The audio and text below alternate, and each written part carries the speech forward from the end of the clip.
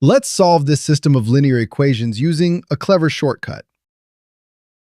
First, let's add the two equations together, column by column. This gives us 10,000x plus 10,000y equals 50,000. Dividing everything by 10,000, we get our first simple equation, x plus y equals 5. Now, let's subtract the second equation from the first.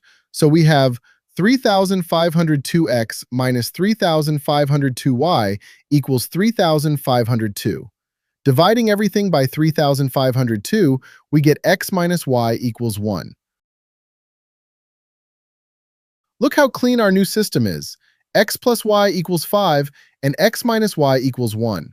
By adding these two new equations together, we get x equals 3, and by substituting x equals 3, we get y equals 2. So the solution x comma y of the system is 3 comma 2.